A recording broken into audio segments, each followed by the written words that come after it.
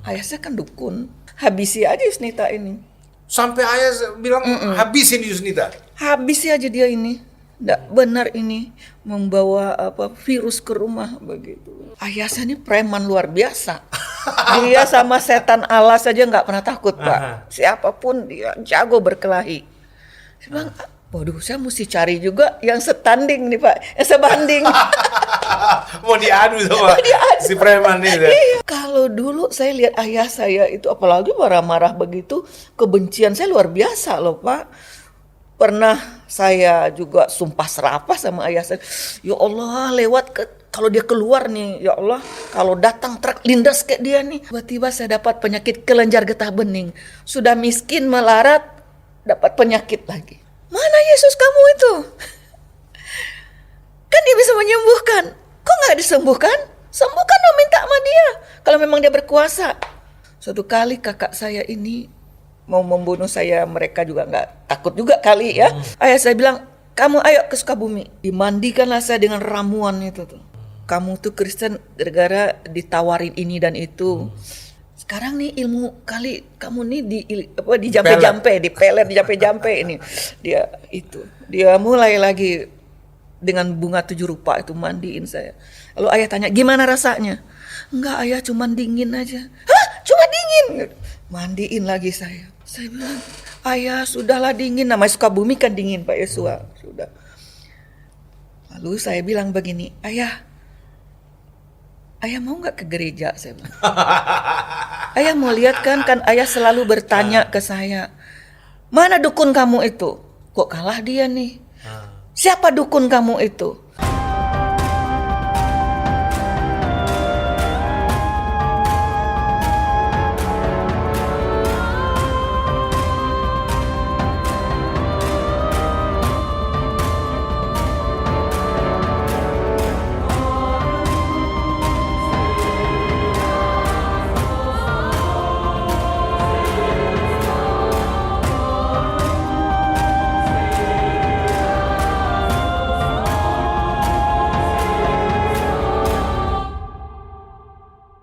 Ya, salam sejahtera bagi kita semua yang dikasihi Tuhan. Kembali jumpa dengan saya, Pastor Joshua Tewu DBS, dalam program Rohani Spesial kesayangan kita bersama, Perspektif Joshua Tewu. Kali ini kita punya satu narasumber yang juga tidak kalah luar biasanya. Bukan karena prestasi-prestasi kenegaraan atau prestasi publik yang beliau miliki misalkan, ataupun mungkin seorang yang punya predikat seorang konglomerat atau prestasi-prestasi hebat sekular lainnya, bukan. Ya, tetapi ada satu prestasi yang dalam perspektif kekristenan justru ini adalah prestasi yang harus semua bangsa, suku, kaum dan bahasa alami itu, yaitu menjadi pengikut Kristus, menjadi pemercaya Yesus. Karena itulah harta terbesar, itulah prestasi keputusan terhebat yang pernah dibuat oleh seorang manusia ketika dia memutuskan untuk menjadi anak-anak Tuhan, menjadi pemercaya Yesus Tuhan. Dan narasumber yang satu ini juga berasal dari suku yang sangat agamis, bahkan mempresentasi sebagai suku agama suku. Dan nanti selanjutnya setelah selengkapnya kita langsung saja dalam talk show kita. Siapakah beliau? Mrs. Yusnita Tanjung. Ya, bukan Justina ya. Oh, Yusnita.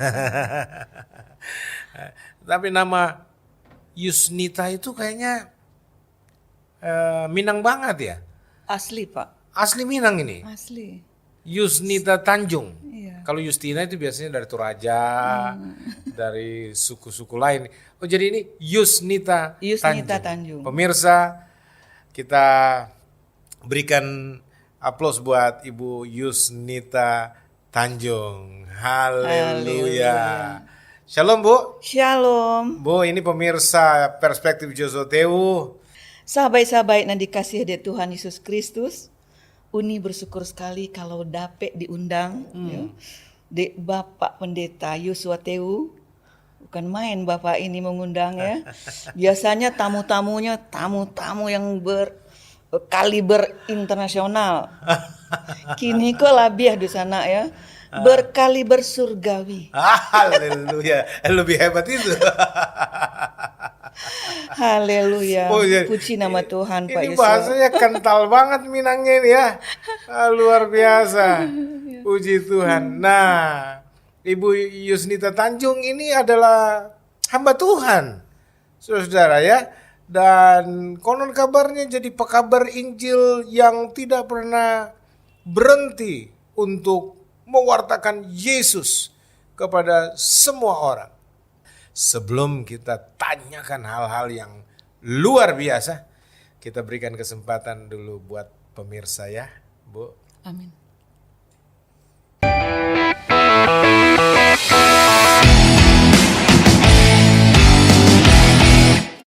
Ibu Yusnita Tanjung kan file atau profile yang terdapat di informasi umum, ibu ini kan berdarah asli Minangkabau, Sumatera Barat. Betul. Ya. Iya. Yang kita tahu persis bahwa orang Minang itu adatnya, waduh, keras banget gitu loh.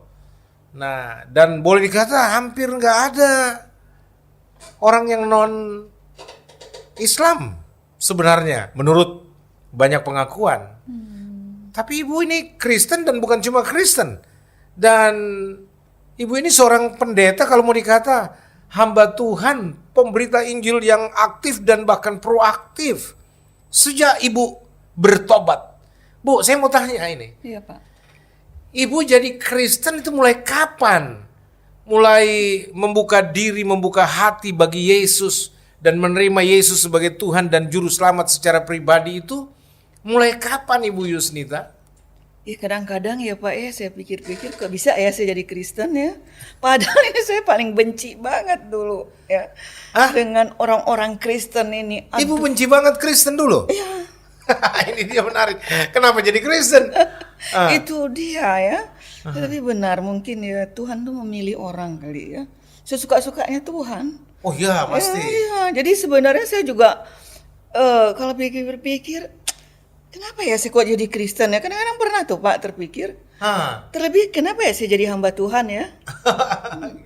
Jadi Kadang-kadang terpikir juga ya. terpikir ya Kenapa jadi Kristen? kok tiba-tiba umpamanya saya lagi melayani ya. Saya tiba-tiba di salah satu ya mimbar yang cukup besar umpamanya. Terus saya turun, kok bisa ya saya di situ?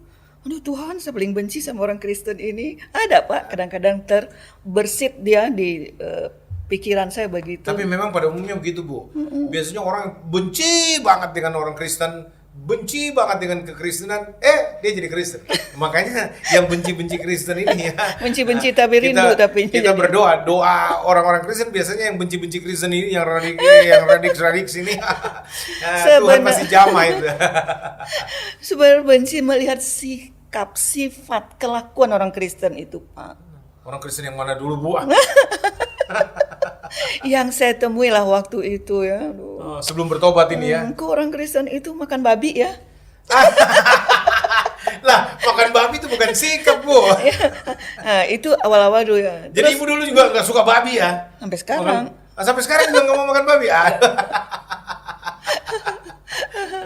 Tetapi kalau didengar berita tentang isi Alkitab orang Kristen itu, ada juga ingin tahu loh Pak. Oh. Itu. Jadi kalau lihat kulit-kulitnya orang-orangnya nggak suka. Tapi kalau dengar-dengar tuh iklan-iklan apa beneran nggak sih itu ya? Hukumnya kasih gitu loh.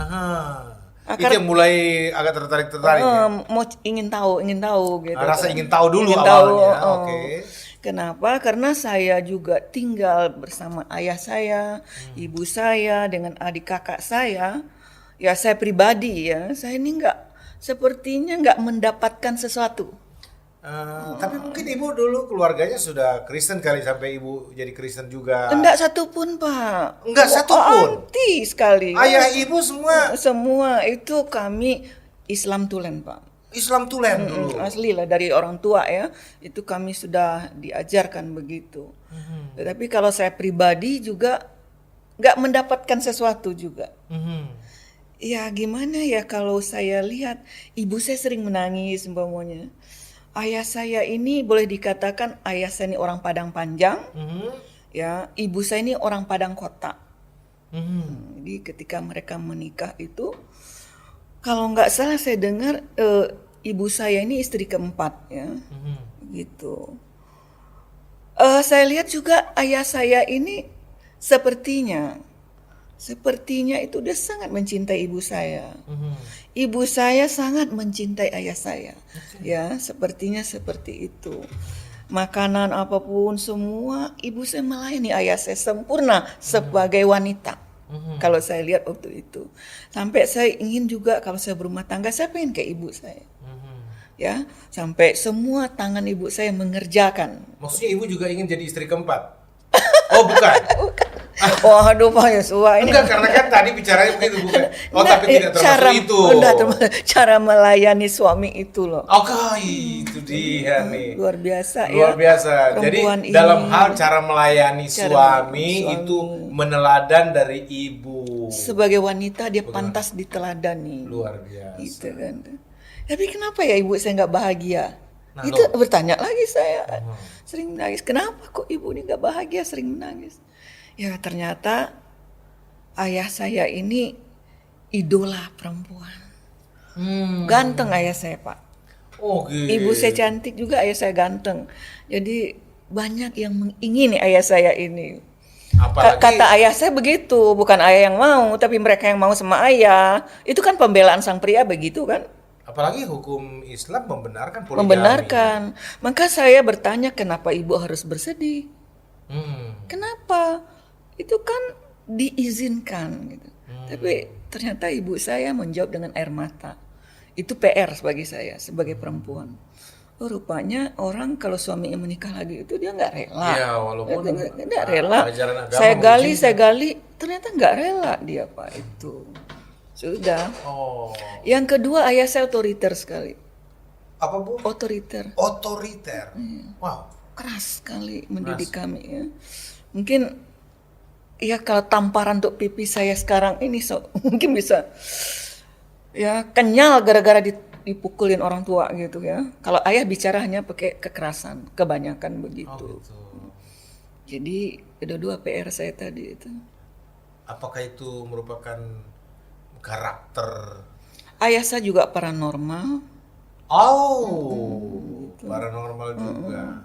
Gitu. Jadi ayah saya ini bagaimana ya, seumur hidup saya mempunyai ayah, belum pernah satu kali saja ayah saya itu mengatakan, Yusnita kamu anak ayah.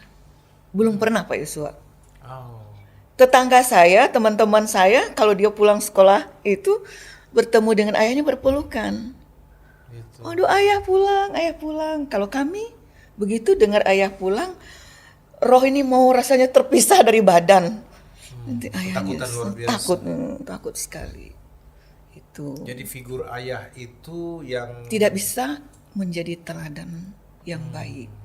Kalau ibu saya bisa menjadi teladan yang baik. Oke. Nah, begitu. Jadi ada dua ya sifat lah ya, bertentangan sekali. Ayah saya tidak memberi teladan, ibu saya memberi teladan. gitu. Jadi akhirnya suatu kali ayah dan ibu ini berpisah, bercerai, kita ikut ibu. Oke.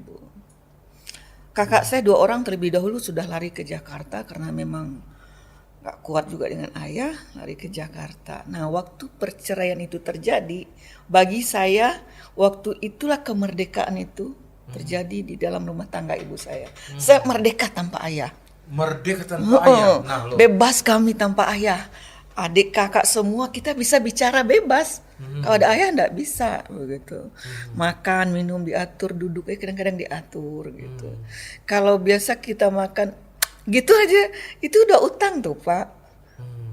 Kan kita makan pakai tangan kan, orang Padang biasa bunyi kan begitu. Ayah saya enggak suka tuh. Itu udah pasti disiapkan ikat pinggang lagi untuk kami kebagian begitu. Menaruh apapun, pokoknya dengan kekerasan lah. Gitu. Jadi didikan itu dengan kekerasan. Kekerasan. Sementara kami keluar, kalau kami bertemu dengan siapapun, kami harus menjadi sepertinya orang yang sangat harmonis. Gitu. Ibu berapa bersaudara? 5, Pak. Berlima. 4 perempuan, 1 laki-laki. Dengan satu ibu ini? Ya, Oke. Berarti ada saudara-saudara tiri yang lain kan? ada. Yang lain ibu ya? Oke. Nah, sekarang pertanyaannya Bu. Lalu kapan kejadian itu ibu kemudian memutuskan untuk menjadi seorang Kristen, pengikut Kristus? Sampailah kami akhirnya ke Jakarta. Ke Jakarta dengan kemerdekaan tadi. Bertemu dengan kakak perempuan. Itu kemerdekaan yang aneh itu. Pada umumnya yang lazimnya itu orang merasa berduka kalau kehilangan ayah Ya, kalau gitu ya. orang tuanya bercerai, mereka susah. Saya bilang kalau saya, kami Enjoy sekali. enjoy sekali adik kakak udah gitu. Jadi ibu saya ini benar-benar ya mungkin dia tidak bisa mengungkapkan perasaannya ke orang lain karena memang didikan dari keluarga kami itu apapun masalah yang di dalam tidak boleh didengar orang luar gitu. Tapi 7 hari saja kami merdeka. 7 hari 7 hari lalu- merdeka. Ibu saya meninggal, Pak. Wow. Itu satu apa ya? Satu pukulan yang luar biasa Iya waktu dong. itu. Harapan kami hidup bahagia bersama ibu. Iya. Karena ibu inilah yang suka membela kami. Kalau Ada penganiayaan dari ayah. Aduh. jadi sedih tuh Pak. Oke. Dia meninggal, ketakutan mulai lagi. Penjajahan ini rasanya datang lagi. Karena waktu mereka bercerai itu ayah saya itu benar menghilang, ya, menghilang waktu di Padang itu. Jadi waktu kita ke Jakarta, ibu saya ini sebenarnya kalau kami lihat dia ingin mencari ayah, tapi nggak terungkap gitu ya. Kemana nih ayah dia? Tapi 7 hari di Jakarta, dari Padang itu tinggal di Jakarta, ibu itu meninggal. Dia meninggal. Ditinggal sama kakak di situ. Di daerah Jakarta Selatan tinggal sama kakak di situ. Sering kali saya sama adik saya ingin bunuh diri begitu. Oh. Karena untuk menghadapi ayah ini nanti gitu. Rasa ketakutan itu. Tapi pendek cerita, saya dengar ada khotbah orang Kristen. Ibadah-ibadah rumah tangga itu kan, saya dengar dia membahas tentang pernikahan. Jadi di dalam khotbah itu saya dengar pernikahan orang Kristen itu terjamin. Baik di dunia sampai kepada kehidupan kekal. Saya ngintip tuh Pak. Oh. Saya kedengaran, saya pasang kuping saya dengar aja. 1 seumur hidupnya. 1 seumur hidup. Seumur hidup. Hanya maut yang bisa memisahkan. Saya bilang ada dunia lain nih kalau begitu. Yang selama ini ibu nggak tahu ya. Nggak tahu. Yang saya lihat, saya hadapi, keluarga ibu saya kan begini. Ternyata ada ya. Karena kami kan memang nggak diajarkan ya. Apalagi tentang Injil Kristen ini kan nggak pernah kami tahu. Setelah itu saya dengar, lalu pulang terbawa tuh Pak. Itulah direnungkan tadi kali ya. Bagus juga, berarti nggak kafir itu agama Kristen itu. Jadi selama ini juga pikiran memang kafir ya Kristen itu Kafir ya. kan Pak, kan dibilang kafir. Kafir itu kan nggak ada agama, nggak ada ajaran yang jelas. Kalau yang jelas tuntunannya. Tapi kafir ini kok punya landasan cinta sejati ya. Sampai ke surga Pak, bukan di bumi saja dia bilang kan. Ini si kafir punya ajaran ini begini. Itulah ada keingintahuan ini. Tiba-tiba ayah nongol Pak. Nongol sang ayah, Godfather muncul ya. Waduh, rasa takut lagi. Nggak ada ya, nggak usah kuliah-kuliah kamu. Nikah saja. Oh, Wah, pikiran hati kami kalau ayah yang bicara AA kan BB gitu kan. Itulah akhirnya saya udah dengar nih ada apa dunia lain kan dari pendengaran saya tadi kan. Yang tentang pernikahan tadi kan. Iya. Ada ajaran si kafir ini. Di mana orang kafir ini bisa saya temui. Ini jadi waktu ketemu ayah tetap stay di Jakarta terus balik ke Padang lagi? Jakarta, kita udah di Jakarta. sudah Jakarta, Akhirnya oke. tinggal Jakarta semua udah. Sudah pindahlah kakak saya ini ke Jakarta Pusat. Sekarang menjadi Hotel Akasia itu. Oh gitu, iya. Tinggal di situ. Daerah Nah, di Matraman situ situ. banyak lah orang kafir di situ kan. Ya. Bu, jangan bicara Orang-orang Kristen banyak lah dulu. di situ. Ini pandangan ibu yang dulu. Yang dulu. Sebelum Kan Pak Yusuf sebelum tanya- juga menjadi anggota orang kafir ya. Iya. Pak Yusuf tanya yang lalu. Oh ya, iya. kan, itu. Oh ini perspektif Iya, sebelum jadi kafirun. Iya. Luar biasa. Belum jadi murtadin. Oke. Ya sudah tapi saya pikir lagi, otak mulai berjalan nih. Ayah saya ini preman luar biasa. Dia sama setan alas saja nggak pernah takut Pak. Siapapun dia jago berkelahi. Saya bilang, waduh saya mesti cari juga yang setanding nih Pak, yang sebanding. Mau diadu sama si preman itu. Iya. Aduh. Saya ngomong sama teman saya, ada nggak di sini cowok yang berani berantem? Ih banyak lah kalau di sini. Kenalin dong saya gitu. Oh, preman juga dong lu. Anak preman ya Pak, emang pasti jadi preman juga kan. Nggak susah saya nembak orang Kristen, orang Ambon ya, suami saya itu orang Ambon ya. Nggak sulit waktu itu, kebenaran waktu itu ya masih cantik-cantik lah Pak ya, masih langsing-langsing, rambut panjang ini. Dulu tuh jogok berkelahi, cuman tunjuk begitu aja teman saya. Benar, kok kurus amat tuh, masa kalau bisa banding-banding dengan ayah saya. Jadi yang dasar dari semua yang saya sampaikan ke Bapak ini untuk mencari si kafir tadi itu dendam, Pak. Bukan latar belakang ingin cari Cari Tuhan. Bukan. Dendam saya. Dendam ya. Dendam. Jadi kalau saya keluar dari sini saya lari, saya harus ketemu dengan orang yang bisa benar-benar melindungi saya. Pokoknya dari kalangan kafirun untuk bisa lawan ayah Iya. yang Godfather ini ya. Itu. Terus ketemu dong kafirun itu. Ketemu Pak, ketemu. Dari daerah mana kafirun ini? Ambonis atau Manadonis? Ambon asli, Ambon Kar. Ambon. Ambon Bukan, Karo. pasti dari Ambon kami ini. Sudah pendek cerita, saya cerita, ada temen gue loh. Kenapa? Padahal tuh saya ceritakan bapaknya jahat banget gini pokoknya. Saya buat supaya sampai kasihan gitu. Jadi karena background kami sedikitnya ada di drama Pak, di TVRI apa di TPI dulu ya. Jadi bermainlah saya memerankan peranan saya waktu itu. Gimana caranya supaya dia itu benar-benar mau menerima si cewek itu gitu. Intinya itu saja. Akhirnya dia bilang, itu benar tuh cerita lo, benar. Jahat banget tuh bapaknya. Bapak apa setan itu? Tahu deh gue pikir juga setan kali. Lu berani nggak lawan setan? Berani, setan apa? Gue juga kagak takut. Bilang gitu. Itu laki-laki mesti angka kumbla. Keluar bahasa Ambon begitu. Sudah pendek cerita ya dibawalah saya ke orang tuanya cerita. Nah orang tuanya ini dibisik-bisik, nih jiwa.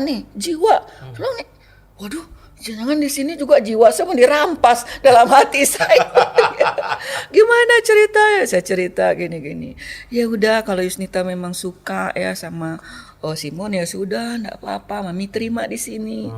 Kalau umpama saya kabur nih dari rumah, ya kalau kamu mau begitu ya udah ke sini aja. Cuman segitu tuh tawaran itu. Itu udah besar bagi saya pengharapan itu. Pokoknya karena saya ingin lari dari ayah ini. Gak kuat saya dengan ayah ini. Mau bunuh diri dulu ketangkap pula sama ini penjaga kuburan. Udah pergi ke kuburan bawa pisau ketangkap juga. Gak mati juga Pak. Minum racun gak mati juga. Pernah alami? Iya. Waduh. Saking gimana ya saya menghadapi hidup waktu itu. Depresi terhadap tekanan ayah yang Iya, sadis ya. sadis itu. Pemirsa, ini luar biasa, kesaksian ini jarang orang mau berterus terang dengan masa lalunya ya, apalagi itu berkaitan dengan hubungan kekerabatan, masalah keluarga ini ya. Nah makanya bapak-bapak nih, orang-orang Kristen, laki-laki Kristen nih terutama ya, ingin bicara, jangan laku kasar lah, harus menyatakan kasih. Bayangkan ini dendam seorang anak loh, ketidaksenangan. Jadi mesti jadi laki-laki yang betul-betul bisa mengasihi anak. Makanya Anda juga yang punya bapak, punya ayah, punya papi baik menyayangi kamu harus bersyukur gitu. Dan harus lebih sungguh-sungguh menghormati orang tua. Lihat aja Ibu Yusnita, bukan main dia punya latar belakang kesengsaraan akibat papinya yang seperti itu. Oke, Bu, saya mau lanjut di soal itu. Jadi ceritanya ini latar belakang sakit hati, Dendam, ketidaksejahteraan, dendam, ya, dan kemudian bahkan ingin membenturkan papi supaya ada yang lawan gitu ya, dan cari perlindungan di luar papi lah istilahnya ini ya, di luar ayah ya, dan ketemulah Nyong Ambon ini kan, dan keluarganya kebetulan terima juga. Terima gitu. Tapi mereka nggak bertanyakan bahwa kan Yusnita waktu itu kan bukan seorang Kristen toh? Kan waktu itu boleh nikah dua agama kan Pak. Waktu itu masih bisa nikah dua agama. Tahun 74 saya menikah. Jadi menikah pun waktu itu dengan Bung Simon beda agama? Beda agama. Oh begitu? Iya. Tapi masih tetap mempertahankan agama saya Islam ya? Pantang saya mau masuk itu Pak. Orang dendam kan begitu. Kan ada keinginannya itu yang harus tercapai. Oh gitu ya. Jadi pantang mau jadi Kristen waktu itu. Pantang. Kalau bisa dia masuk saya nantinya. Oh jadi ada begitu. Pertamanya ya masuk aja dulu. Nanti gua tarik nih kafir satu jadi mengikut agama saya. Berarti sebenarnya kan memang Ibu cinta agamanya juga dong. Kalau dibilang cinta enggak, kami diajarkan karena di luar itu kan kafir. Kewajiban. Oh di luar itu kafir kan daripada masuk neraka kan. Tertanam Kafir itu. Pokoknya hubungannya neraka aja. Iya. Kan takut juga Pak masuk neraka biar jahat-jahat. Jadi tetap di dunia yang menjanjikan keamanan. Iya. Lalu akhirnya saya ambil keputusan, udah pasti saya tidak diizinkan menikah kan dengan orang Kristen. Saya lari dari rumah. Kabur lari, dan benar saya ke keluarga Simon ini dan saya diterima. Lalu saya waktu itu nikah catatan sipil Pak. Nikah catatan sipil. Iya pemerintah resmi sudah. Tapi aneh juga Mami ini punya trik kalau saya lihat. Dia bilang Yusnita kalau orang Kristen habis menikah itu didoakan gitu. Oh iya Pak, iya Mami, ya, nama didoakan masa kita nggak mau gitu kan. Didoakan. Jadi saya tahu kok di satu gereja begitu. Waduh, benci saya bertambah Pak. Waduh. Kayak kejebak nih. Waduh, orang Kristen ini ternyata jahatnya luar biasa juga. Cuman kita sudah ada di depan pendeta itu. Jadi waktu dia taruh di tangannya di kepala saya pantang tersentuh nih. Haram kafir jadah ini kalau dia pegang saya. Aduh, saya udah menangis enggak karuan-karuan tuh, Pak. Jadi, masih sempat gitu ya. Aduh. Tapi saya bilang, Lili mau mundur kena sudah kepang tanggung dah. Dia pegang, saya runduk lagi Pak ke bawah. Wah pendeta tuh sabar Pak ya. Dia ke bawah lagi tangannya. Saya ke bawah lagi. Sampai mentok ini ke ubin. Nggak bisa lagi rendah. Disitulah dia doakan. Waduh, tangan si haram kafir jadah ini. Waduh, najis sudah hidup ini. Masih juga bilang najis tuh Pak. Tambah lagi lah dendam, kebencian tadi itu. Udah bertumpuk sudah. Sudah sejak itu ayah saya nggak cari-cari Pak. Nggak ada keluarga yang mencari. Aduh. Rupanya udah dibuang saya ini. Udah dibuang karena udah didengar kawin di gereja. Padahal juga hatinya masih menolak itu. Itu belum bertobat kan? Belum banget lah. Masih dendam-dendam kesumat dengan kaum kafirun ini ya. Iya. Udah pendek cerita akhirnya kita ya berumah tangga lah. Ya aduh Pak, rendang itu udah berubah jadi tempe. Ayah saya itu gitu-gitu juragan sapi loh Pak. Hai sadar. Nenek saya itu namanya nenek sawah, saking luas sawahnya. Nikahlah sama orang Kristen. Tapi kenapa ya orang Kristen ini kalau nyanyi aku anak raja, kamu anak raja. Kok Kita anak raja? semua anak raja, tapi Lah, makan tempe. tempenya susah. Sedangkan ini, aduh udah salah lagi ini tempatnya. Aduh, dari susah ke menderita ini namanya. Menderita, tambah menderita. Tapi dia berjuang lah. Tetapi lama-lama saya rasakan penderitaan ibu saya terulang pada saya. Kalau di Islam orang kebanyakan ya sampai nikah siri itu mengantisipasi perzinahan. Supaya tidak berzinah begitu kan. Kalau di Kristen ini saya bilang kok dia gampang aja ya berzinah. Berzinah, judi, mabok, lalu ke gereja begitu loh Pak. ini saya bilang ini tidak seperti yang saya dengar waktu Ini itu. Kristen kafirun ini. yang bisa masuk gereja dengan rasa aman damai sejahtera tapi hidup dalam perzinahan, hidup dalam masa ini Kristen KTP Bu, Kristen tanpa pertobatan. Nah, saya pikir-pikir lagi rupanya tidak ada Tuhan nih Pak. Ya itu Tidak ada Allah bagi saya pribadi ya. Kalau Allah itu ada, kenapa ibu saya nggak bahagia? satu. Kalau Tuhan Yesus itu berkuasa, memang bisa merubah orang. Lah ini.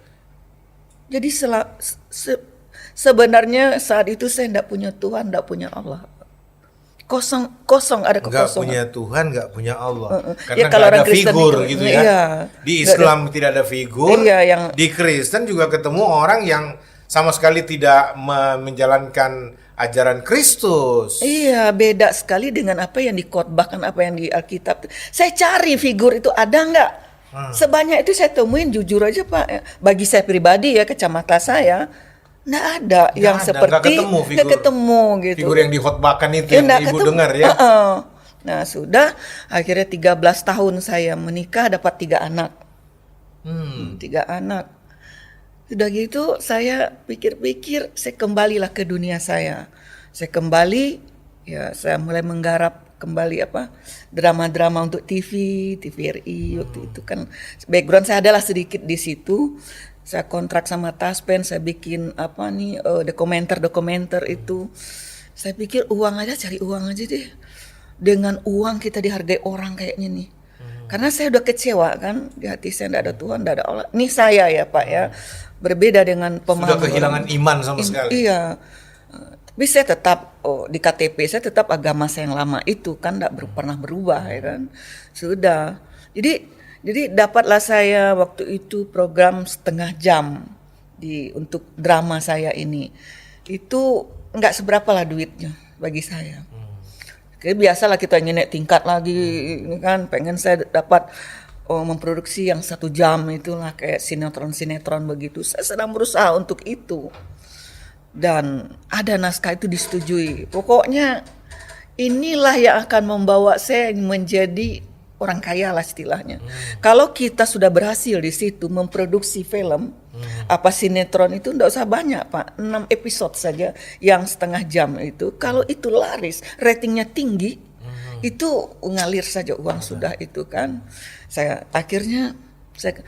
Jadi waktu saya mengurus ke salah satu pejabat, ya supaya itu ada kerjasama gitu dengan produksi saya ini. Di situ, itu puncak dari dendam saya itu.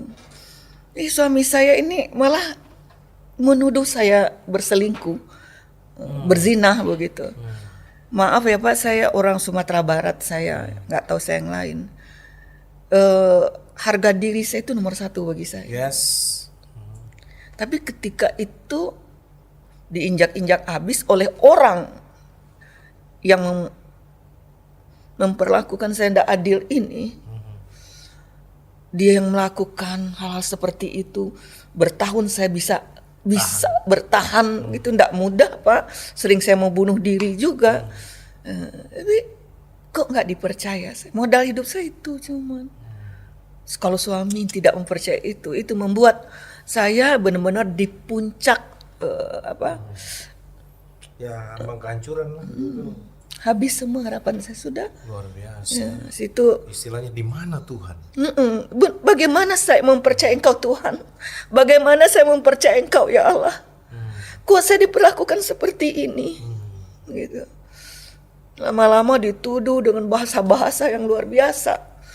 Kalau kita tidak melakukan, Pak, dituduh terus-menerus, sampai harus sumpah dulu di atas Alkitab, sumpah dulu di atas Alkitabmu. Saya lakuin. Sampai diperlakukan begitu? Iya, Pak. Sampai sebelum saya bersumpah, biar terkutuk saya dan anak-anak saya. Tapi ketika itu tidak dipercayai, di situ benar-benar Nita kayak singa liar, Pak. Saya bilang, tunggu, saya yang ceraikan kamu. Tunggu. Itu. Mulai saya benar-benar, itulah saya bilang, saya sampai tidak percaya adanya Allah, adanya Tuhan. Kalau ada, kenapa dia nggak bela saya? Tuhan tahu kan saya tidak melakukan. Tapi kenapa saya dizolimi seperti ini? Mau ngadu sama keluarga, nggak mungkin kan, Pak? Betul. Itu sebenarnya itu akhirnya saya urus surat cerai dan saya lempar.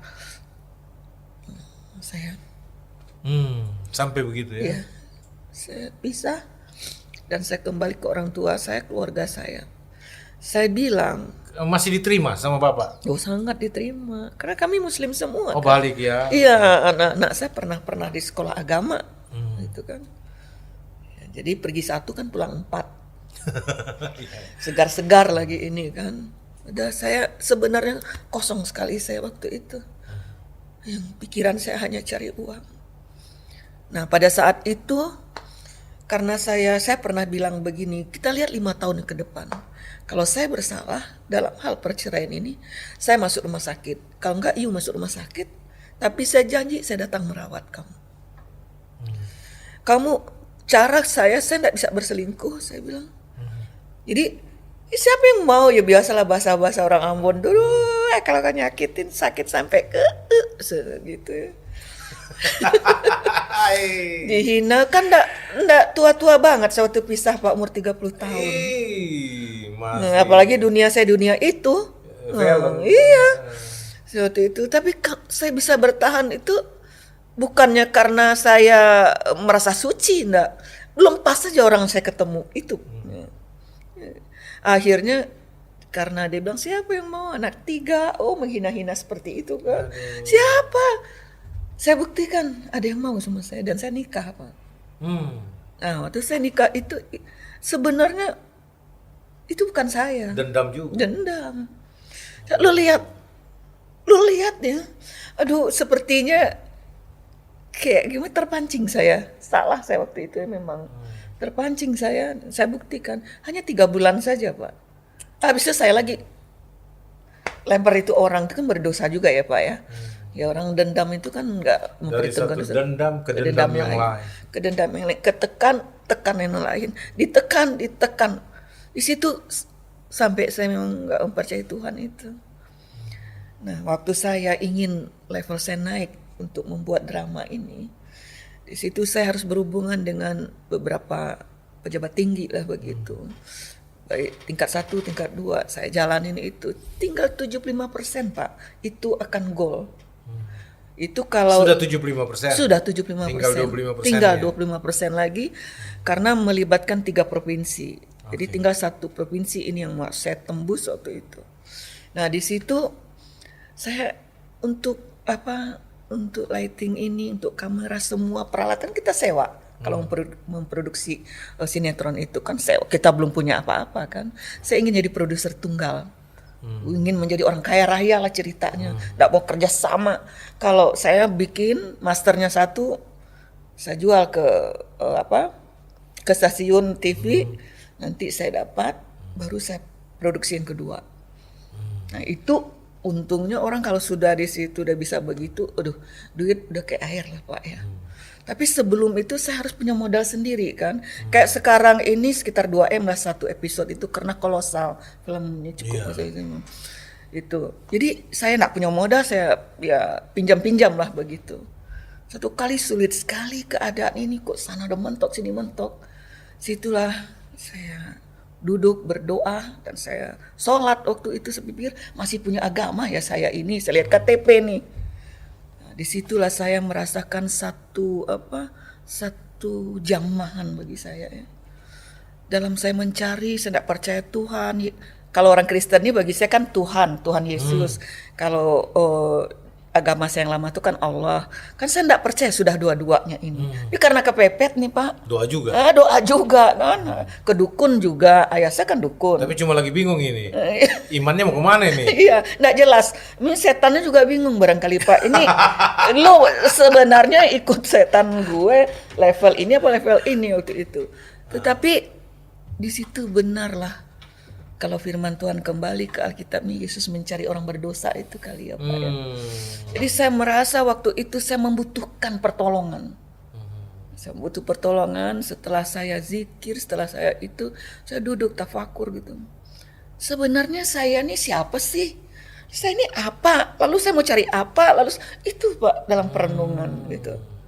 Kok kayaknya hampa sekali hidup ini ya. Padahal kan bergaul dengan artis-artis kayak gitu ya. Makin lama saya juga makin gak suka juga sebenarnya dengan suasana. Iya.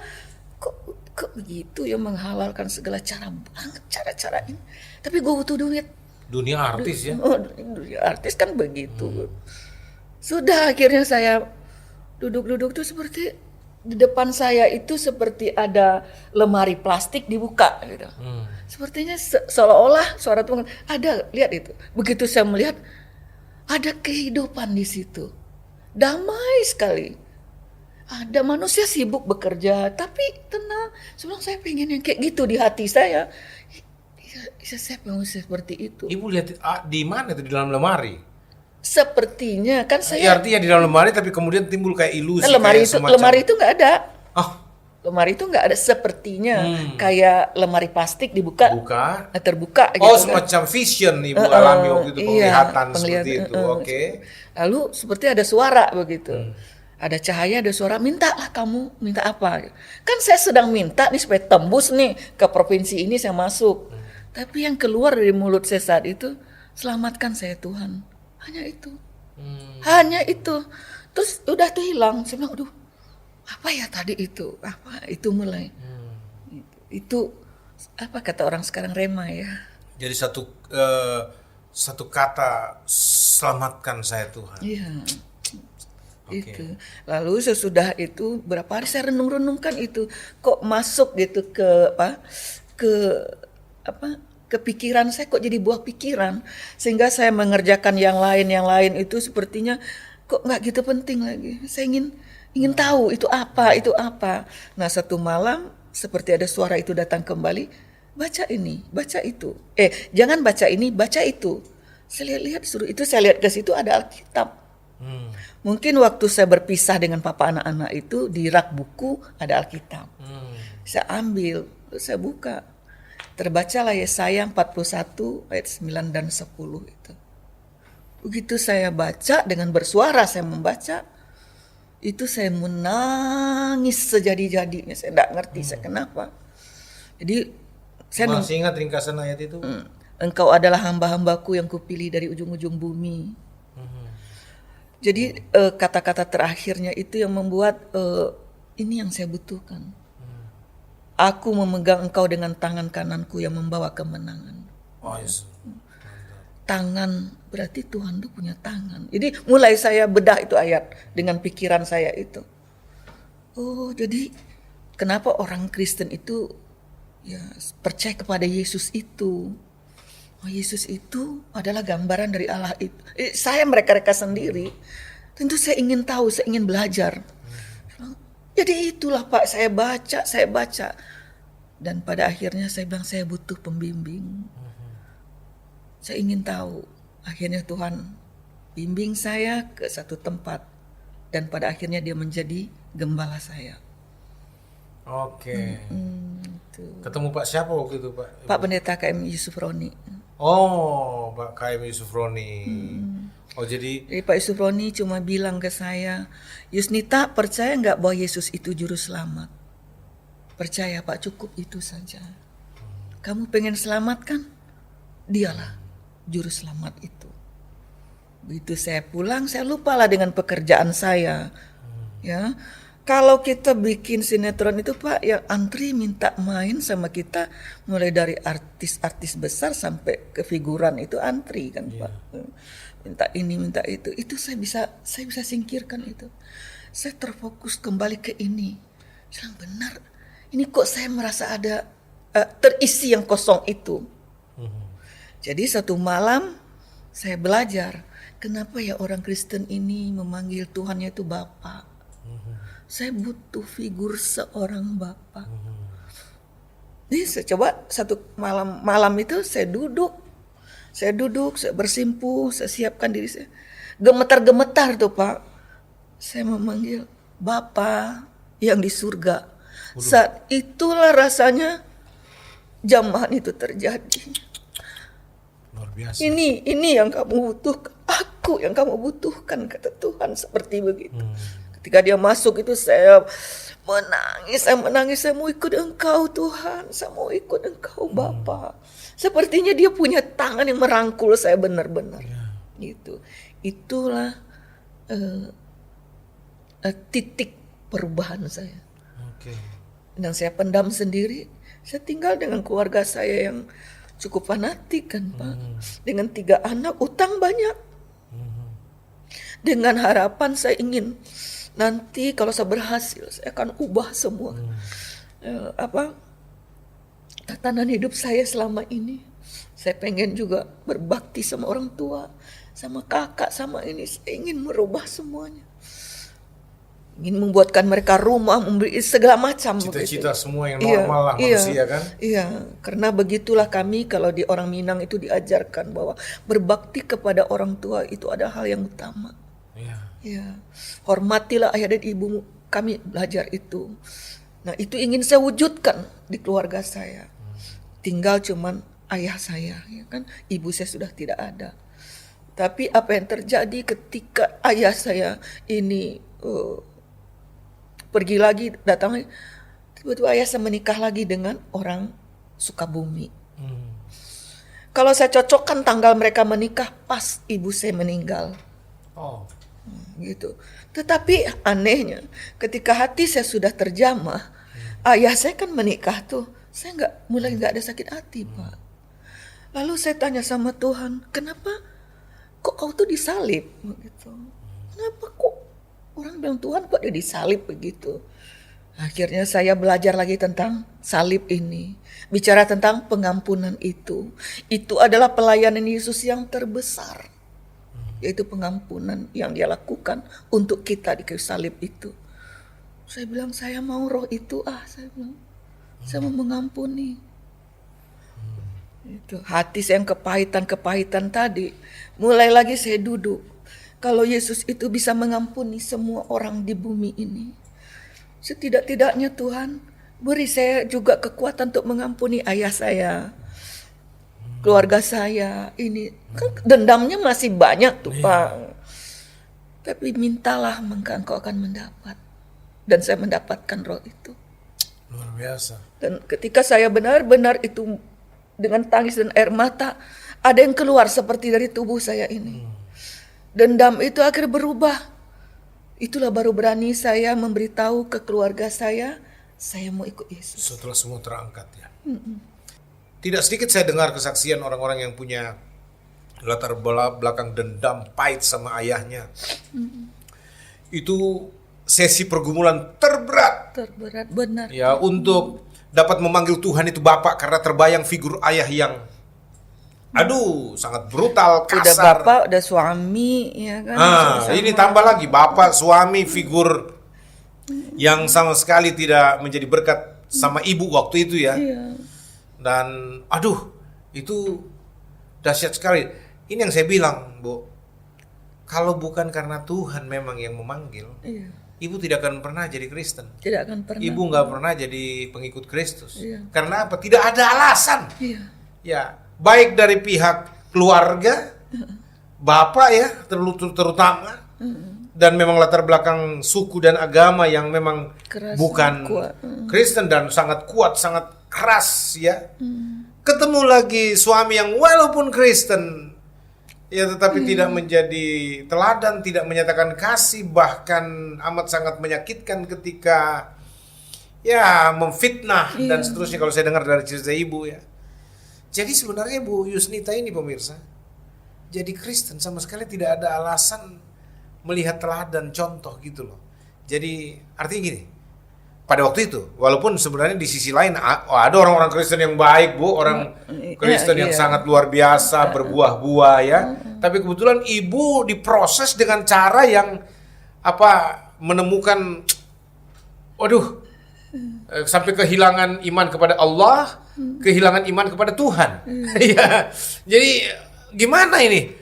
Tapi itulah orang yang dalam ya kalau istilah titik nadir yang titik terendah dalam hidupnya. Benar-benar rendah. Ya. Kok dibilang di lembah yang kelam itu. Lembah kelam dan lembah bayang maut, bayang ibu sudah maut. alami itu.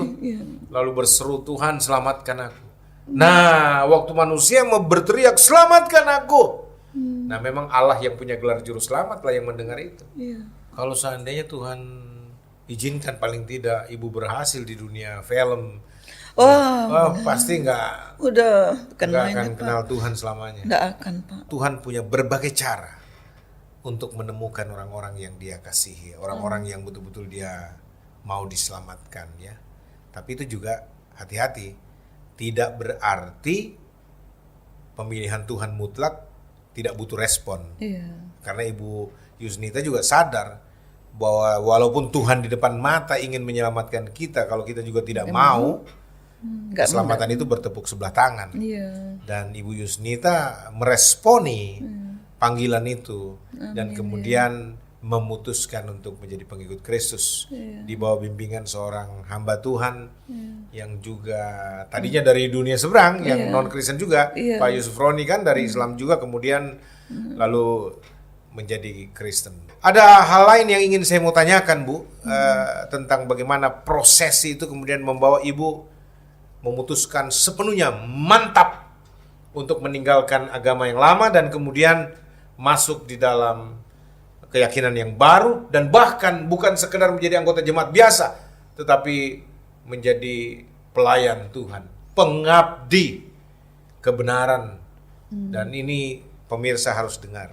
Tapi sebelum itu kita biarkan yang satu ini dulu lewat.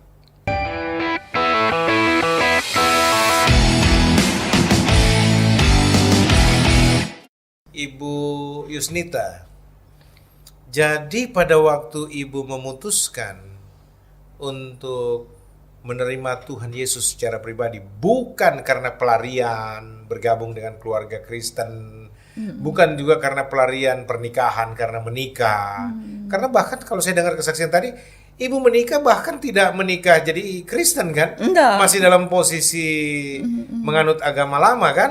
Itu kan yang keluarga besar saya itu marahnya luar biasa.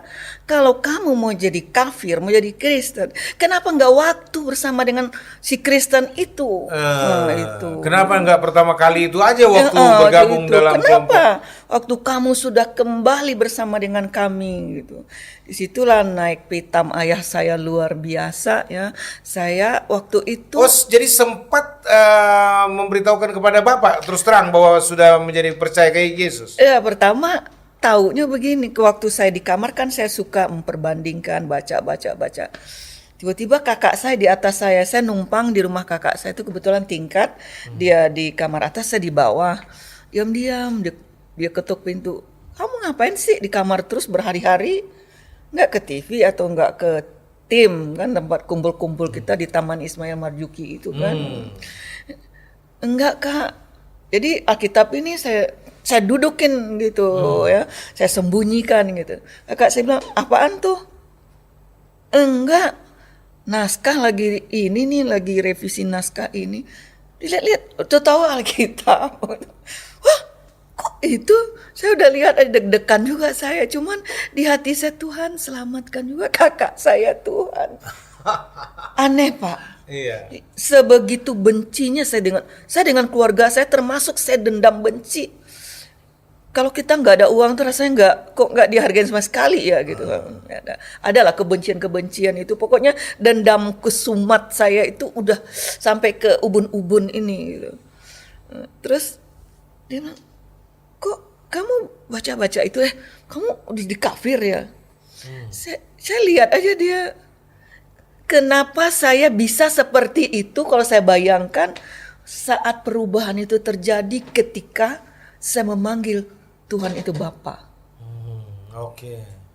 Jadi ada yang berubah di dalam diri saya ini. Ada yang gugur sepertinya. Kalau dulu saya diatur, ngapain sih mau tahu aja urusan saya? Saya mau apa kayak jawab saya pasti begitu. Tapi enggak, saya lihat dialah mulai trompet ke sana sini tuh Pak. Sis Nita ini udah jadi mau ikut kafir kali ini ya itu. Mulai ayah saya panggil saya. Itu ayah bilang, kenapa nggak waktu itu? Kalau benar, toh udah direlakan kan, udah pergi kamu gitu kan. Kalau dulu saya lihat ayah saya itu, apalagi marah-marah begitu, kebencian saya luar biasa loh Pak. Pernah saya juga sumpah serapah sama ayah saya. Ya Allah, kalau dia keluar nih, ya Allah, kalau datang truk lindas kayak dia nih, hancur segitu dendam saya dengan ayah. Tapi ketika ayah saya itu marah, Bukan dendam tapi iba. terus di hati terbetik juga di hati, selamatkan juga dong Tuhan ayah saya. Oh, haleluya. Jadi benar, ketika Tuhan itu hadir di dalam diri kita, ketika firman itu tinggal di dalam diri kita, dia akan mengubah yang vital sekali itu hati kita. Karena itu adalah sentral kehidupan tadi. Terimalah Tuhan itu dengan hati. Ya.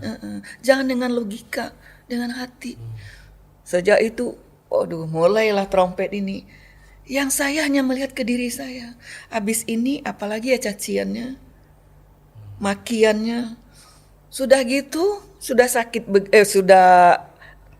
saya tinggalkan semua pekerjaan saya Pak. Yang menjanjikan saya akan naik di level itu.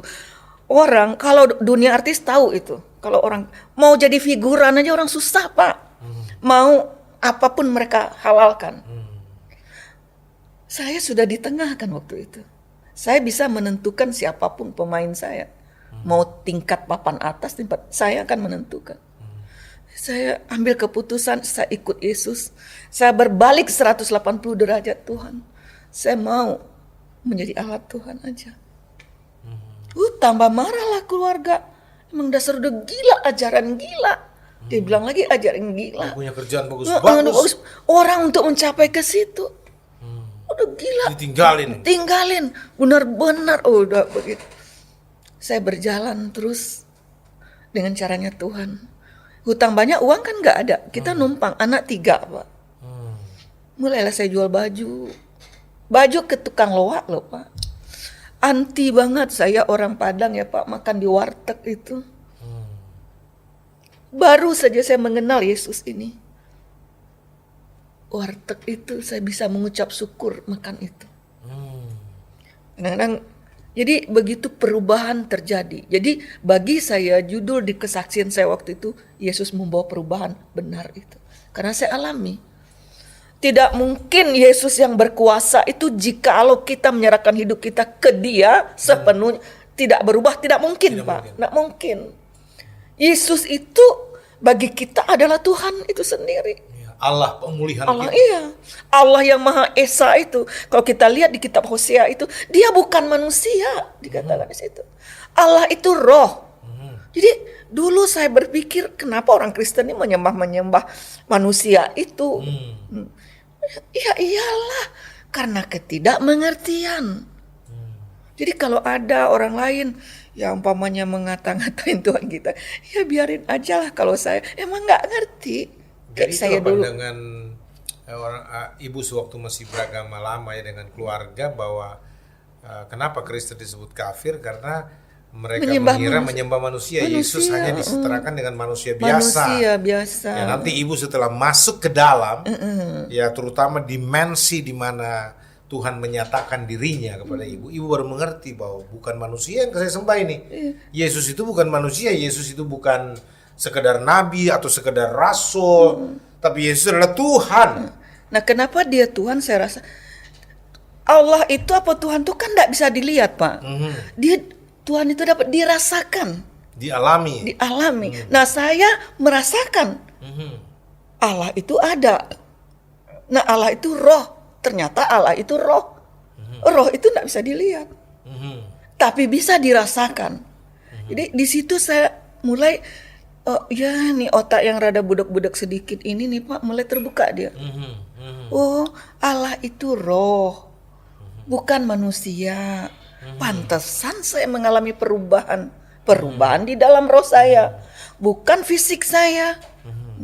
Nah, di situ saya benar-benar merasakan ada sesuatu kekuatan yang saya miliki untuk menghadapi keluarga ini. Jadi ternyata kekristenan itu banyak disalahpahami. Kekristenan dipikir selama ini soal beragama secara formal, institusional, ya menjadi penganut agama Kristen, ya menjadi pemercaya Yesus yang disalah kaprah dan seterusnya. Padahal kekristenan itu bukan soal itu. Kekristenan itu soal pengalaman berjumpa Tuhan secara pribadi. Amin. Tuhan yang hidup dan yang benar. Jadi contoh dari Ibu Yusnita Tanjung ini bahwa beliau jadi Kristen bukan soal pengaruh agamawi, bukan pengaruh dalam pengertian upaya manusia mengkristenkan dia alias kristenisasi. Nggak ada istilah itu. Tapi bayangkan orang yang punya latar belakang yang sekeras ini, ya bisa jadi pengikut Kristus dengan tidak takut dengan semua ancaman dan sebagainya. Kalau bukan karena dia mengalami Tuhan, mengalami perjumpaan dengan Tuhan, jamahan kasih Tuhan, jamahan kuasa Tuhan, tidak mungkin Ibu Yusnita mau menyerahkan dirinya kepada Yesus dengan resiko maut loh. Habisi aja Yusnita ini. Sampai ayah bilang habisin Yusnita. Habisi aja dia ini. Nggak benar ini membawa virus ke rumah begitu. Tapi inilah yang dibutuhkan oleh dunia nih Pak Yosua. Ketika kita dizolimi sama orang, ya, balaslah dengan kebaikan yang lahir dari hati itu. Saya bilang, ya Tuhan, selamatkan ayah saya Tuhan. Semoga suatu kali dia mengerti Tuhan. Luar biasa. Jadi setiap dia marah sama saya balas begitu. Dan saya melihat dengan cara begitu, ayah saya ini mulai redup. Mulai dia tidak bisa lagi menghadapi saya ya. Misalnya dia berhadapan dengan saya, dia tidak bisa lihat mata saya Pak. Dia mesti agak-agak tertunduk begitu. Ini doanya aneh loh pemirsa. Biasanya orang kalau ada dalam ancaman, dia berdoa, Tuhan lindungilah saya dari ancaman pembunuhan, dari ancaman kekerasan. Ya, kan orang berdoa begitu. Ibu Yusnita tak beda dengan kakak yang memergoki pegang Alkitab, ya pegang Injil. Ibu Yusnita tidak bilang, aduh Tuhan tutuplah mulutnya supaya enggak jadi trompet kemana-mana. Enggak, justru doanya, selamatkan kakak saya Tuhan. Begitu diancam sama bapak mau dibunuh, mau dimusnahkan gitu loh, karena telah percaya Yesus. Ibu Yusnita juga tidak berdoa, Tuhan lindungilah saya Tuhan, selamatkanlah saya dari ancaman pembunuhan. Tidak begitu doanya. Ini yang menarik. Doanya apa? Tuhan selamatkanlah juga ayah saya. Ini doa revolusioner. Haleluya. Luar biasa. Inilah yang membuat kuasa Tuhan dinyatakan luar biasa dalam hidup Ibu Yusnita. Nah, lalu sejak itulah, sejak itu kan akhirnya saya mulailah membaca-baca Alkitab ini dan berdoa, belajar saya. Tetap saya pergi ke gereja Pak, ke sana sini saya ingin tahu. Saya ke Katolik masuk, ke Saksi Yehova masuk, ke GPIB, semua gereja saya masukin Pak. Saya masuk sana, saya ingin mencari lebih lengkap lagi begitu. Naik bus, turun bus, nggak ada uang. Sampai ya di bawah, di lembah bayang-bayang maut itulah. Saya jual baju, saya jual apa. Pokoknya kalau saya lihat kondekturnya orang Batak, saya bilang pasti Kristen nih. Saya taruhlah Alkitab saya ini, saya agak tinggi-tinggi dikit. Dek, kakak punya, ya waktu itu kalau nggak salah bayar berapa gitu, saya bayar separuh lah gitu ya.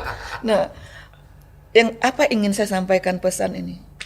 Gengsi, rasa malu, udah nggak ada. Udah. Ingin orang, dulu saya lihat orang Kristen seperti itu. Sekarang saya menjadi Kristen nih. Saya tidak mau seperti itu. Jadi kau lihat nanti bagaimana Tuhan itu dalam saya. Jadi jangan kita asal ngomong saja, buktikan dengan kehidupan kita ini. Nah, saya sampai di situ, sampai ke tahap itu saya berpikir dan saya membangun iman saya bahwa saya ingin menjadi seperti yang Tuhan mau, tapi sesuai kehendak Tuhan. Nah, Tuhan izinkan saya sampai benar-benar untuk beli tempe di warteg aja nggak ada, Pak. Bagaimana saya orang Padang, orang Minang yang nggak doyan tempe? Anak-anak saya harus makan. Pantang saya meminta-minta, Pak. Karena keluarga saya bilang paling sebentar lagi juga minta-minta ke kita. Nah, saya belajar berpada dengan apa yang ada. Itu yang saya baca, yang dapat ayat-ayatnya begitulah. Setiap saya pergi ibadah, adalah yang saya bawa pulang, bersyukur dalam segala hal. Gimana mau bersyukur ya kayak begini ya? Tapi memaksakan harus bersyukur. Mengangkat tempe itu bersyukur. Haleluya. Tempe satu, nasinya banyak supaya anak-anak saya makan. Sering saya nggak makan, nggak apa-apa, saya jalankan. Yang pasti di dalam diri saya itu hanya satu. Saya ingin memunculkan Yesus itu dalam hidup saya, gimana ya? Karena katanya biarlah dia lebih besar, kita makin kecil. Jadi saya tidak bangga dipromosikan orang sana sini. Saya tidak lagi itu, Pak. Oh Yusnita nanti kalau melayani sini di gereja KKR dari 2.000 orang apa 3 orang, sama saja saya, Pak. Saya ingin orang mengenal Yesus.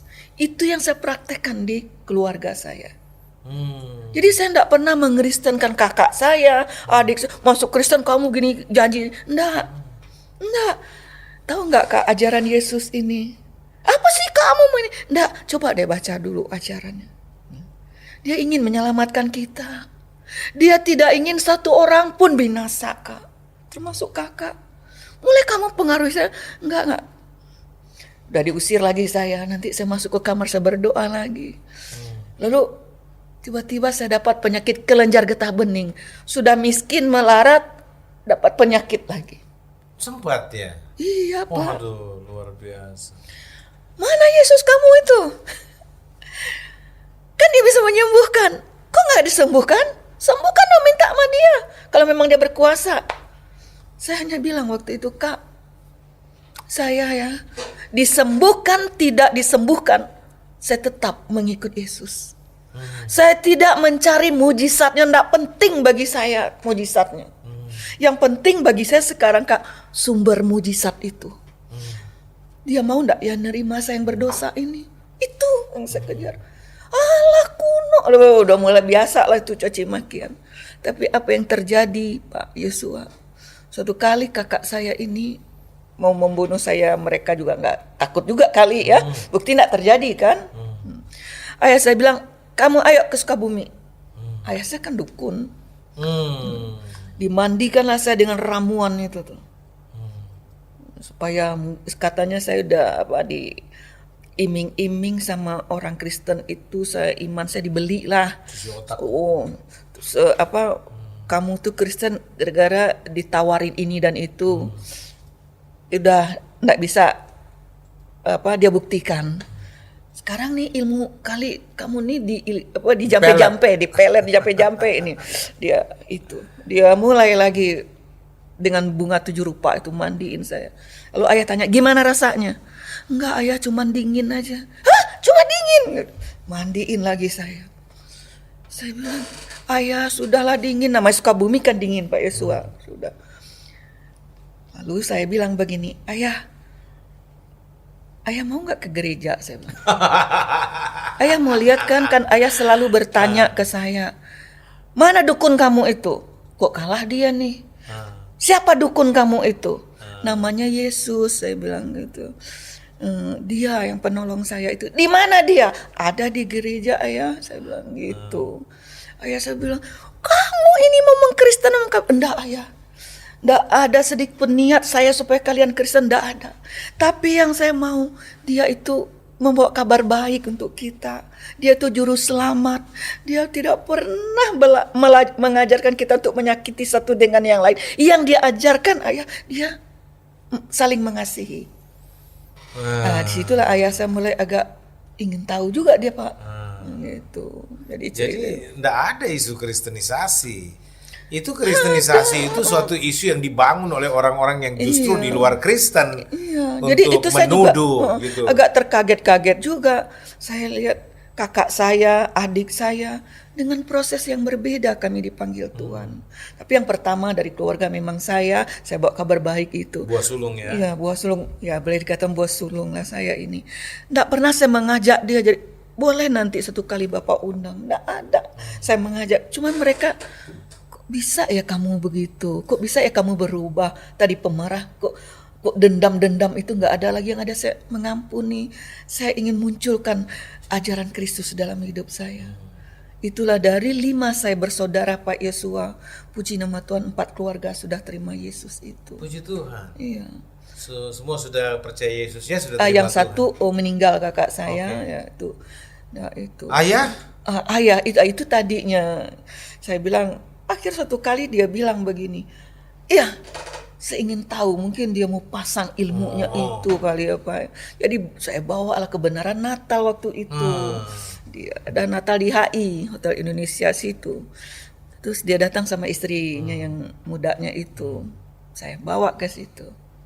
Jadi pas di situ dia lihat Pak Natal suka gereja ini mengadakan perjamuan suci, perjamuan kudus kan. Gitu. Dia lihat, dia panggil saya.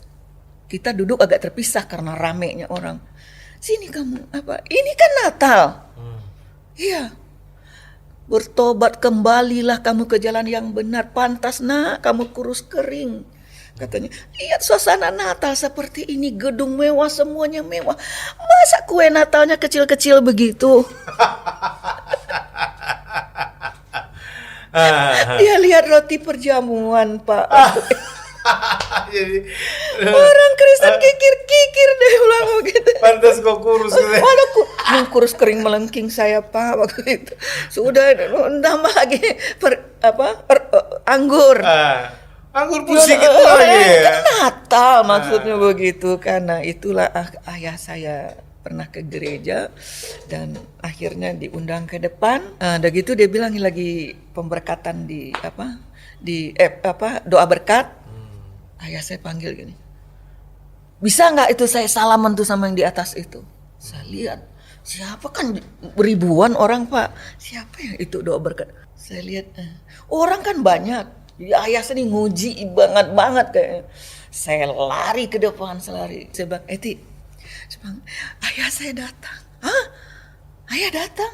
Iya, terus, iya dia mau salaman sama bapak, saya nggak mau tahu. Ya, Bu Eti urus di situ, saya mau ke ayah saya lari lagi. Roh Tuhan bekerja Pak Yesua waktu itu luar biasa. Turun, ditunggu. Saya juga bimbing ayah saya. Di situ ayah saya sepertinya terjamah itu. Ayah saya merasa sepertinya dia nggak ada apa-apanya sepertinya seperti itu. Dia buka pecinya, akhirnya didoakanlah di situ. Kehilangan kuasanya. Kuasa perdukunannya. Dan jadi Yesus bisa bekerja dengan dalam caranya, situasi dan kondisi apa saja, dengan pendeta siapa saja, dengan suasana apa saja, dan kerinduan iman yang tulus murni yang ada pada Ibu Yusnita sebagai buah sulung yang telah diselamatkan dalam keluarga itulah yang membawa keselamatan bagi seluruh keluarga, karena kita bilang satu orang diselamatkan dalam keluarga itu ayat maka seisi rumah itu akan diselamatkan. Luar biasa ya.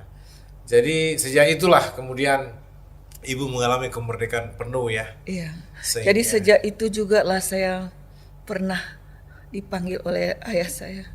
Ayah saya mengatakan, Yusnita, ayah sayang sama kamu. Wow. Itu yang membuat saya Pak Yesua, bagaimana Yesus itu benar-benar mengasihi saya. Saya mendapatkan sebelum ayah saya meninggal. Ayah saya bisa merangkul saya. Pantang bagi orang Sumatera Pak, minta maaf ke anak-anak. Pantang itu. Tapi ayah saya lakukan. Karena dia sudah diubahkan oleh Tuhan Yesus juga.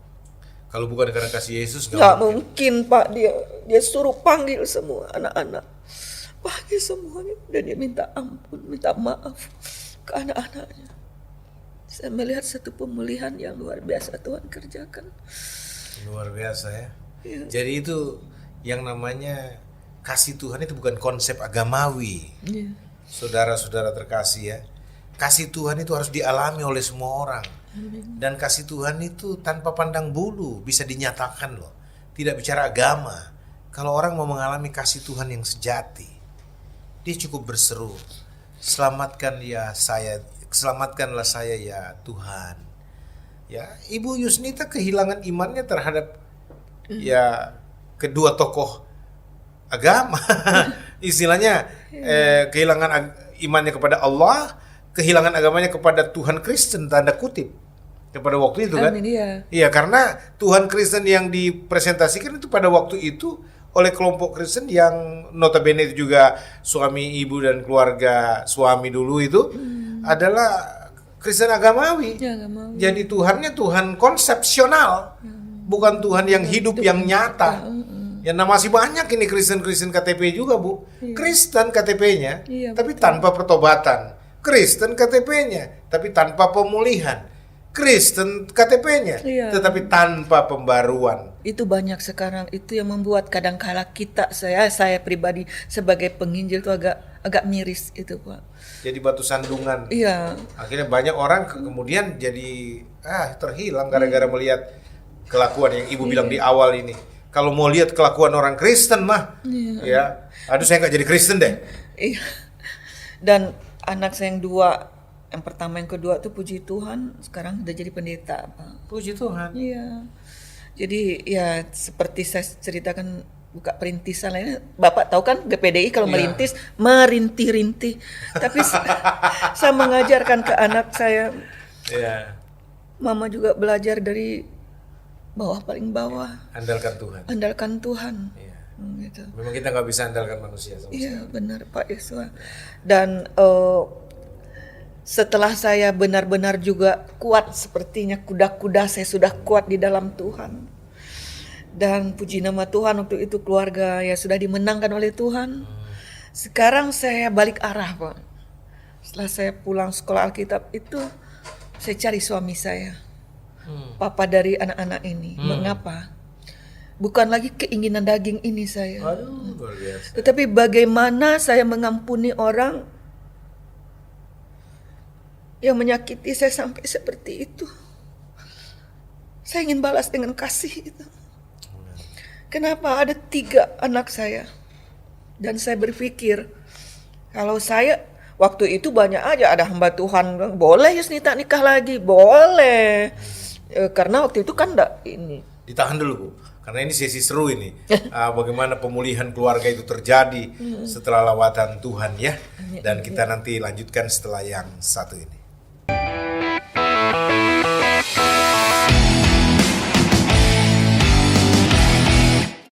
Bu Yusnita, Iya Pak. jadi setelah Tuhan menjamah dan mengalami kelahiran baru, hati yang baru, mengalami pembaharuan akal budi, Amin. ya, dan kemudian lebih dari itu juga perspektif berubah, cara pandang kita terhadap dulu musuh sekarang sudah kita melihatnya dengan penuh kasih.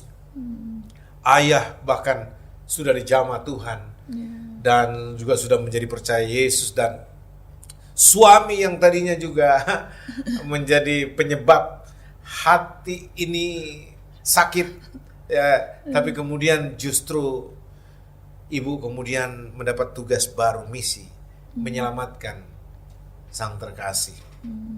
Walaupun dulu nggak terkasih ya, tapi setelah dalam Tuhan justru lebih mengasihi.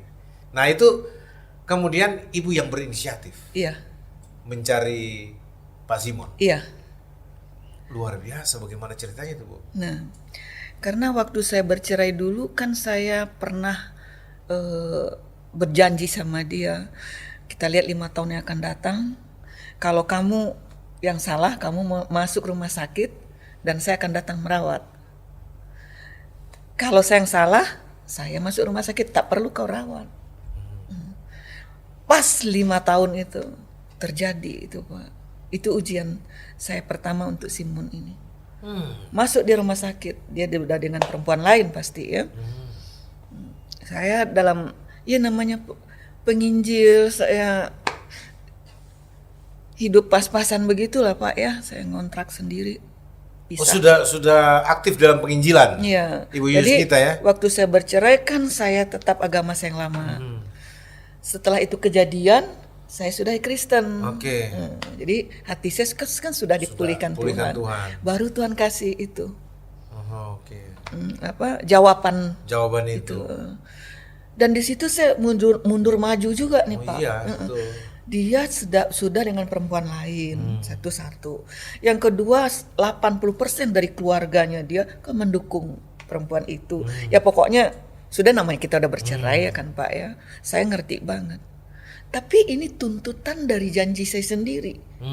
Kalau saya nggak penuhi, saya ini ingin melayani Tuhan. Iya. Jadi senjata makan Tuhan kata orang ya. Nah, jadi saya maju. Saya datang Untuk merawat toh, untuk memperhatikan. Iya. Jadi waktu saya datang itu banyak keluarganya kumpul, rupanya dia berkelahi di diskotik mana lah pokoknya mana-mana udah babak belur ya gitu, berdarah-berdarah, sementara perempuan ini belum datang. Istrinya itu belum datang gitu. Jadi saya dikasih tahu Simon masuk rumah sakit, berkelahi sampai sekarang belum ditangani oleh dokter. Karena tatonya banyak, jadi darah itu, ya mungkin rumah sakit takut juga. Nah, pendamping sangar-sangar juga kan teman-teman orang Ambon itu. Saya bilang sama kakak saya, Kak Rita nama kakak saya. Kadang-kadang kita kan kadang-kadang mengaku selalu benar saja. Tapi dalam hal ini Yus yakin Yus yang benar. Pas 5 tahun kan Kak Rita, saya bercerai sama Simon. Simon ada di rumah sakit, tapi janji mau Perhatikan. mau merawat dia. Sementara dia kan ada perempuannya. Gitu. Tapi akhirnya saya pergi Pak, saya pergi sama anak-anak. Tiba-tiba datang adiknya, tarik saya, langsung bawa ke dokter. Dokter nggak percaya ini istrinya. Dia bilang, saya bilang kaget juga saya. Dia cubit, saya udah bilang dia istrinya. Ibu istrinya Bapak Simon? Iya, saya langsung aja iya. Oh, dia lihat anak-anak saya rapi-rapi, bersih-bersih, barangkali begitu ya. Ibu tahu suami ibu yang mana? Ya, tahu lah Pak. Tapi saya agak bingung juga nyarinya waktu itu Pak. Karena kan banyak tuh berderet-deret. Di UGD kan? UGD, berdarah gitu kan. Aduh, diselimutin tuh. Dari jam 5 pagi sampai jam 3 sore tidak ditangani. Waduh. Iya. Jadi keluarganya udah. Mujizat juga masih hidup ya? Itulah Tuhan. Saya sekali lagi. Sejak awal Tuhan menjamah saya, Tuhan tidak pernah tinggalkan saya. Amin. Itu yang saya imani terus. Saat-saat kritis begitu, Tuhan itu hadir dengan caranya. Lalu dokternya bilang, mana Ibu tanda tangan di sini? Saya yang tanda tangan. Bapak ini masuk rumah sakit ini gitu. Masuk, akhirnya ditangani saya lah yang dorong ke ruang inapnya gitu. Nah ini perempuannya belum datang juga. Ada keluarga, tiba-tiba salah satu om dia dengan kakaknya yang ada yang tua itu, dia bilang, nggak bisa, emang Yusnita kok istri sahnya, dia yang harus jaga. Jadi peneguhan itu membuat saya mampu bertahan merawat gitu, ada dukungan di situ. Oh, Don dua belum juga menikah kan, tapi istilahnya tinggal sama-sama aja. Iya. Oke. Jadi saya bilang, tadi kan takut-takut juga saya Pak mau di situ kita nih siapa kan gitu. Tapi keluarga bulat hati jadinya waktu itu ya. Nah cuma 2 orang, maminya sama ada kakaknya satu. Yang lain-lainnya kayak gimana begitu. Terus mami bilang, "Enggak, udah Yusuf di sini." Pas waktu itu duit saya cuma 5.000 rupiah Pak. Saya bilang sama anak saya, "Kamu kalian pulang, ada mie kok di rumah. Mama mau jagain apa kamu di sini. Ini janji Mama bukan sama manusia. Janji sama Tuhan. Mama ingin melayani Tuhan. Mama ingin menepati janji Mama." Nggak ada duit seperak tuh di tangan saya Pak. Dia kan dibacok itu, jadi bukan sakit orang nggak bisa makan, kan orang yang doyan makan juga nggak tersisa tuh makanan kita suapin. Kita berharap adalah sisanya untuk kita makan, nggak ada ya namanya dia juga. Aduh, supaya nggak tegang kita nih Pak.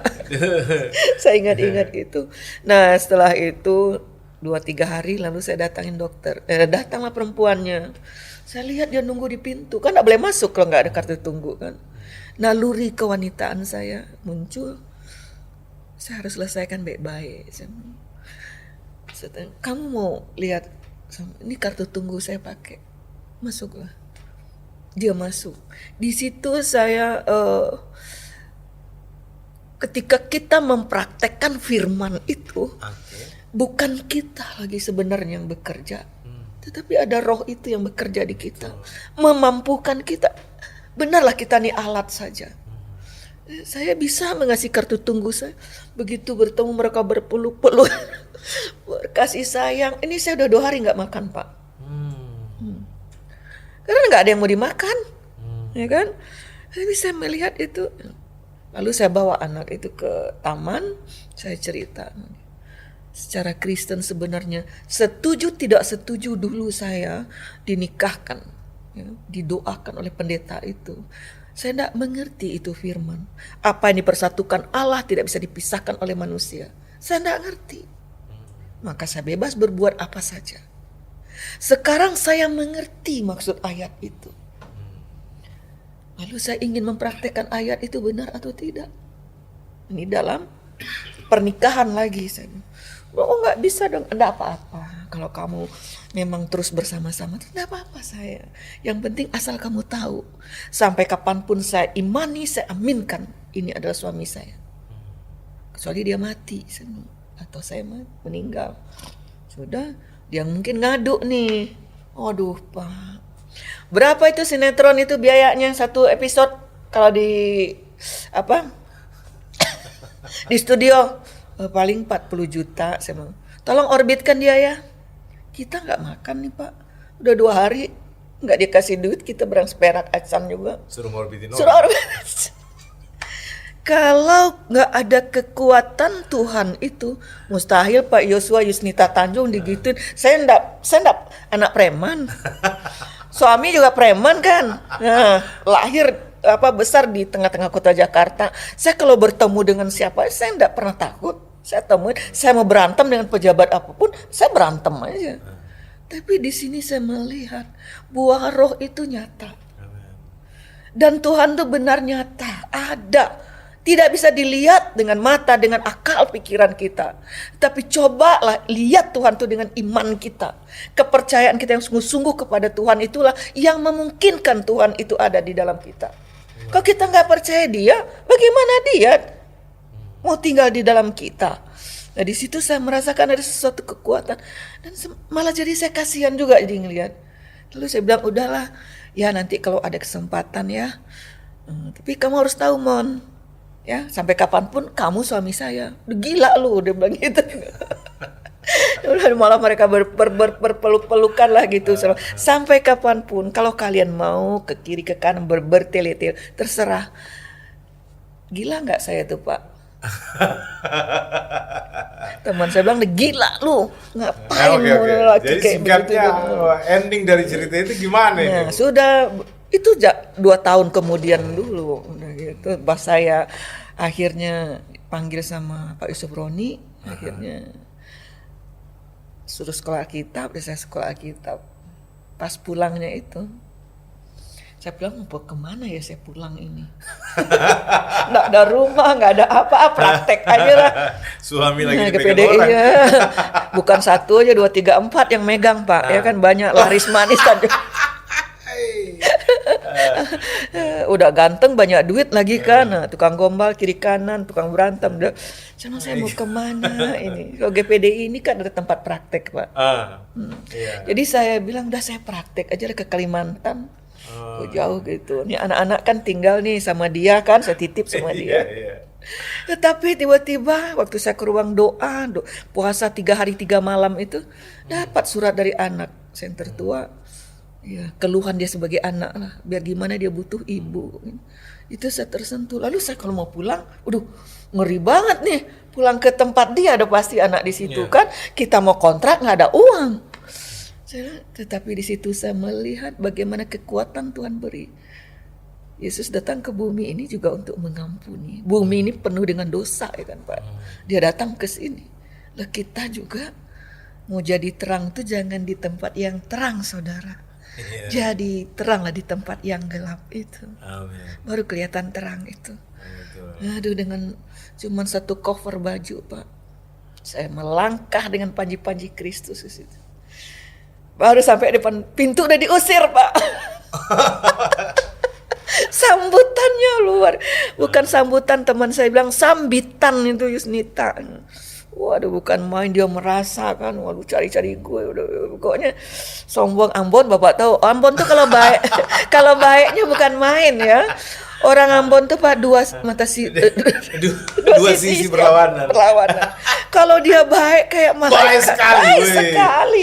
Itu istilah di sana bilang laki-laki pumbai sekali. Pumbai sekali. Itu muka sampai bener pumbai sekali gitu ya. Tapi kalau dia Kayak Herodes mau. lebih setan dari Lebih setan setan. gitu. Aduh. Tapi di situ benarlah saya kembali, lalu saya cuma melihat anak-anak 3 orang ada di situ. Dia membutuhkan papa, membutuhkan mama. Oke. Anak-anak. Saya mengalami bagaimana perceraian terjadi di keluarga saya dulu. Oke. Anak-anak jadi korban. Saya tidak mau lagi mengorbankan anak-anak saya. Sekarang saya akan berkorban. Oke. Demi mereka. Luar biasa. Itulah kasih Kristus berkorban. Oke. Iya. Dan itu saya lakukan sampai 8 bulan. Nggak mampu saya, Pak. Diperlakukan perempuan yang usir kita, yang nelpon. Oh, pokoknya udah deh. Kalau ada pembantu TKW yang paling diperlakukan jahat itu, mungkin saya lebih dari itu waktu itu. Tapi saya bawa anak-anak saya berlutut dan kami hanya menyembah. Pas ke 8 bulan saya bilang, saya nggak mampu Tuhan. Itulah enaknya Tuhan Yesus ini bisa diajak bicara. Hanya Tuhan Yesus Allah yang dapat diajak bicara ya. Karena dia pernah jadi manusia. Jadi Allah lain tak bisa diajak bicara. Ya gimana wujudnya, gimana? Dia merasakan, dia menjadi manusia, dia merasakan bagaimana perasaan manusia ini. Itu saya bilang, Tuhan tidak mampu saya. Udah gak kuat Tuhan, jangan jadikan saya berdosa Tuhan. Bisa-bisa saya tidak tahan lagi ini Tuhan. Saya panggil dan saya pilih. Oke, kalau kamu nggak suka saya di sini, saya akan pergi. Jadi ada beberapa gereja cukup besar gereja itu. Pokok kita tinggal telepon, ibu jemput ke situ. Udah cukup penderitaan kamu nak, udah cukup. Dia bilang. Tapi saya ingin berjuang sampai menang. Itu saya pengen sampai menang. Kasih itu tidak menyerah. Iya, karena Injil itu adalah kekuatan Allah itu. Sedangkan kita hidup di dalam Injil itu. Nah, kita harus menikmati kekuatan itu. Saya sudah nggak sabar mau dengar endingnya nih. Nah, akhirnya lalu. lama kemudian kita pindahlah ke tempat saya sekarang, Cibinong.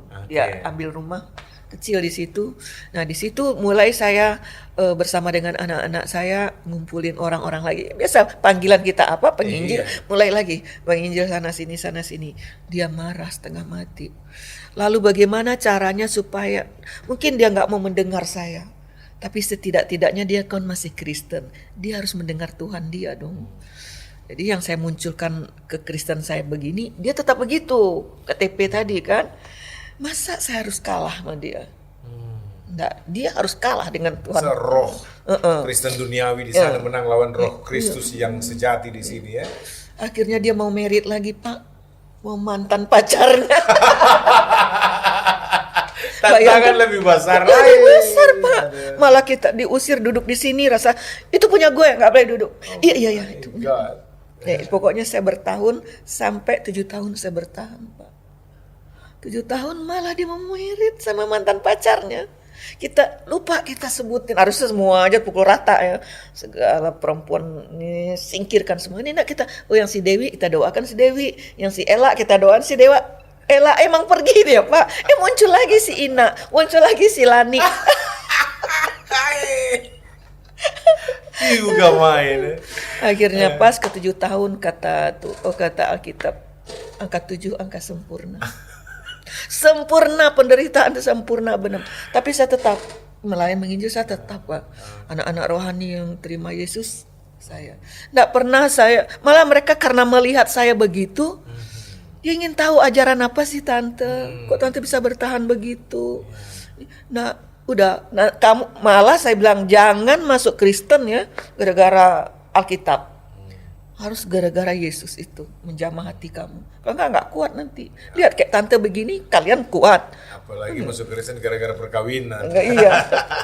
Itu harga yang harus Tapi banyak cara Tuhan bisa pakai. Banyak cara. Ya. Nah, ibu juga dengan cara yang waduh, yang kalau orang lain barangkali belum tentu bisa bertahan sampai sekarang. Tapi bukti bahwa penyertaan Tuhan itu membuat Ibu Yusnita ada sebagaimana adanya sekarang. Saya baru selangkah menang, Pak. Saya selalu melihat kekristenan ini ada 2 tahap begitu. Tahap pertama orang mengenal firman. Oke. Yang kedua orang mendapat kuasa ya Roh Kudus itu. Kebanyakan kekristenan hanya di tahap firman ini. Murid Yesus juga kan 3,5 tahun bersama dengan Yesus tetap juga belum mengerti apa yang Yesus inginkan. Nanti ketika dia terima Roh Kudus, terima kuasa itu, baru dia mengerti. Jadi saya baru berjuang bersama dengan Tuhan. Simon sudah mengerti firman. Saya bilang udah, akhirnya mau menikah, saya hanya berdoa sama Tuhan. Saya bilang saya tidak sanggup Tuhan. Entah bagaimanalah cara Tuhan, saya tidak mengerti Pak. Mereka ke hotel, lalu meninggal perempuan itu 2 hari kemudian. Dia meninggal. Nggak mungkin dong saya berdoa supaya itu orang meninggal. Iya. Saya sendiri juga kaget. Cuman saya memang berdoa, saya udah nggak sanggup Tuhan. Saya nggak mampu lagi Tuhan. Saya pergi dari rumah ini, bawa anak-anak saya Tuhan. Berarti saya gagal, saya tahu saya gagal. Saya nggak menang. Nah, Tuhan buat begitu. Nah akhirnya ada 2 pilihan waktu itu. Saya bilang kamu masuk penjara kudus atau masuk penjara dunia. Ya pasti dong dikasuskan dia kan Pak. Gitu. Pasti dikasuskan karena ya pokoknya meninggal lah. Secara nggak wajar begitu kan. Atau gimana lah waktu itu. Nah akhirnya apa tuh penjara kudus? Saya udah nggak kuat lagi ya. Saya akan pergi dari rumah ini. Selama 1 minggu saya pergi. Kalau kamu benar takut sama Tuhan, Yesus itu Tuhan kamu, kembali ke Dia. Jangan ke saya, kembali ke Dia. Kalau kamu kembali ke Dia, kamu tahu nanti siapa istri kamu. Udah. Terus ya saya pergi seminggu, saya nanti pulang harus ada formulir sekolah Alkitab di meja ini. Dia bilang? Saya. Oke. Kalau enggak ada itu, kalau kamu nggak mau juga nggak apa-apa, itu pilihan kamu. Paling saya nanti ke sini saya ambil anak-anak saya dan saya pergi. Saya pergi ke satu teman saya gereja, saya doa puasa di situ. Saya pulang sudah ada formulir sekolah Alkitab itu. Oh jadi ikut sekolah Alkitab. Jadi barulah dia mengenal firman itu sedikit Pak. Tapi yang perubahan karakter itu kan itu apa pertemuan pribadi dengan Tuhan harus. Jadi itu belum dia alami. Cuman sekarang ini dia mulai mengerti maksud Tuhan itu ternyata itu. Gitu. Luar biasa ya. Jadi puji Tuhan sekarang kami bersama. Oke, puji Tuhan. Oke, pokoknya banyaklah cerita kalau bilang, waduh ini sinetron berseri sebenarnya kalau mau dibangun cerita Ibu Yusnita ini. Ada satu hal yang penting Bu yang saya mau tanya. Saya dengar Ibu juga aktif dalam siaran radio berbahasa Minang justru untuk menatalayankan kebenaran Injil ya, firman Tuhan. Itu dari tahun berapa ke tahun berapa itu? Dari tahun 2000 sampai tahun 2016. 2000 sampai 2016. Ibu membina satu siaran radio dalam bahasa Minang. Iya. Nah sekarang orientasi ke depan kira-kira Bu Yusnita bagaimana? Apa harapannya? Apalagi Ibu dengar nggak terakhir ini masalah kasakusuk soal Injil bahasa Minang ditarik? Sebagai seorang Minang bagaimana Ibu punya komentar ini? Ya agak aneh juga ya sebenarnya seluruh suku kayaknya ada bahasanya. So kitab suci diterjemahkan ke bahasa apa aja? Kitab suci apa aja kan? Apa aja. Tapi saya heran juga saya dengar kemarin, ya sebenarnya sudah lama apapun atribut dari daerah itu kayaknya nggak boleh. Saya pikir ya sudahlah. Kalau bagi saya nggak penting itu. Kita bicara surga nggak akan bicara lagi tentang hal duniawi seperti itu. Dan hanya menjadi aneh saja. Kok cuman satu-satunya suku saya ini begini sampai benar-benar harus dicabut dan dicabut. Bukan wacana aja, tapi benar sudah terjadi sepertinya. Tapi justru kadang-kadang saya lihat juga ya, suku Sunda itu loh Pak. Kadang-kadang saya lihat orang Sunda kan banyak fanatik juga. Ada gerejanya, ada ininya apa Alkitabnya begitu. Ya maksudnya gini Bu, artinya gini. Ibu ini contoh nyata kan ibu nih. Ya. Ibu dan banyak pendeta lain, hamba-hamba Tuhan lain yang berasal dari daerah Minangkabau sendiri, kan tidak dimenangkan dengan penginjilan bahasa Minang. Justru itu. Iya kan? Bukan saya mau tanya, Ibu Yusnita Tanjung ini bertobat terima Yesus secara pribadi karena diinjili dalam bahasa Minang, Injil bahasa Minang. Enggak lah Pak. Enggak kan? Iya, malah ada Alkitab, ada tuh Alkitab bahasa Minang. Saya enggak pernah baca itu. Ya. Dan lagian juga orang-orang Minang juga nggak pakai. Jadi ya udahlah nggak penting-penting amat kok itu.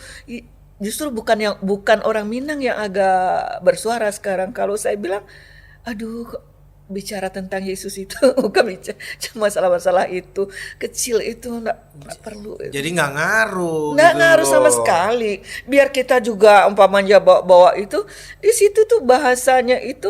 Misalnya kita memenangkan siapa dengan pakai itu. Orang di Jakarta, orang enak berbahasa Indonesia kan? Misalkan Misalnya, Ibu melayani saudara-saudara yang lain gitu loh. Kan tidak pernah pakai Injil bahasa Minang kan? Nggak pernah, Pak. Jadi kami juga jadi kok aneh kok baru sekarang gitu loh. Sebenarnya itu udah lama loh Pak adanya. Ada usulan-usulan itu. Bukan itu. Oh iya. Udah lama. Dari itu. tahun 86. Sebelum kalau saya nggak salah. terima Yesus aja udah ada. Sudah itu. ada itu. Cuma kok sekarang jadi dipersoalkan aneh juga. Ya nggak ngerti lah Pak, ada apa? Ya, tapi itulah Tuhan punya cara. Tuhan izinkan ya. Ya barangkali juga ini waktunya bagi orang Minang untuk dijamah Tuhan. jadi viral juga kan, orang ingin tahu juga. Artinya gini, dengan mencuatnya persoalan ini, orang jadi berdoa buat orang-orang Minang supaya belas kasihan Tuhan juga turun kan? Ya kenapa kok teman-teman kok sampai begitu amat ya orang-orang itu sama orang suku kamu itu, jangan doakan saja. Kan tidak ngaruh dengan iman kita. Oke, Bu, Ya, Pak. coba sampaikan pesan kasih kepada saudara-saudara kita yang perlu belas kasihan itu. Dun sana nan dikasihi di Tuhan Yesus Kristus. Kalau ada di antara pemirsa sekalian, khususnya untuk orang Sumatera Barat ya, kalau sudah nyojamahnya di Tuhan, awak tidak perlu menginjili mereka dengan Alkitab kita. Kalau ingin membuktikan bahwa Tuhan Yesus itu penuh kasih, Tuhan Yesus itu ada, buktikanlah dengan hidup kita. Firman itu harus hidup di dalam hidup awak.